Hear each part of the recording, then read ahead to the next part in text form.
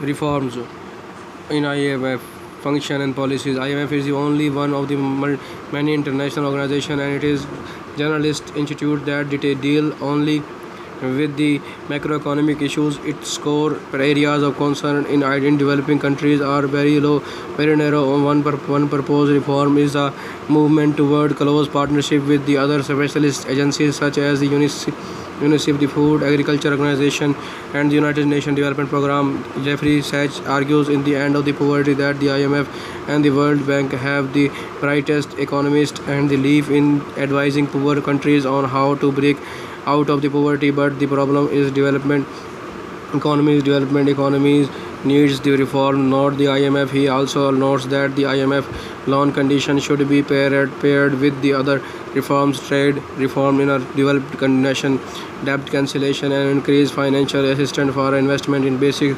infrastructure. IMF loan condition cannot stand alone and produce change. They need to be partnered with other reforms or the other condition as applicable. US influence and voting reform.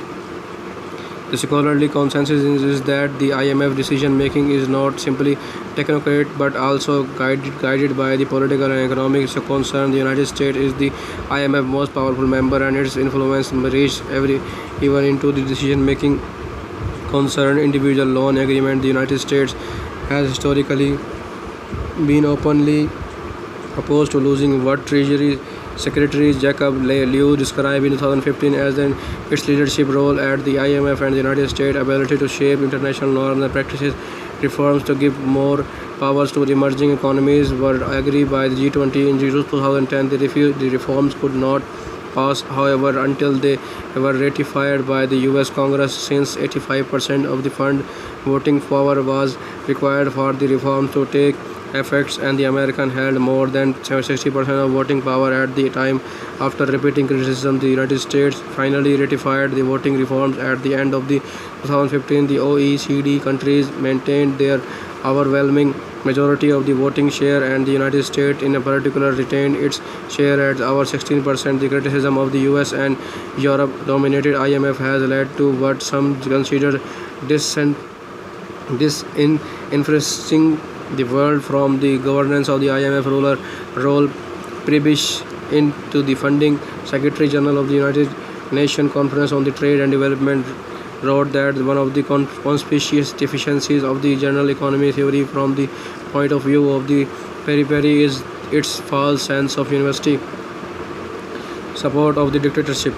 The role of the Bretton Woods institution has been controversial since the late Cold War because of the claims that the IMF policy makers supported military dictatorship friendly to American and European corporations, but also hold other anti-communist and communist regimes such as the Mobutu Zaire and the Ceausescu Romania, respectively. Critics also claims that the IMF is generally apathetic or hostile to human rights and labor rights. The controversy has helped spark the anti-globalization movement. An example of the IMF support for the dictatorship was its ongoing support for the Mobutu rules in Zaire, although its own envoy Erwin Blumenthal provided a sobering report about the entrenched corruption and embezzlement and the inability of the country to pay back and loan.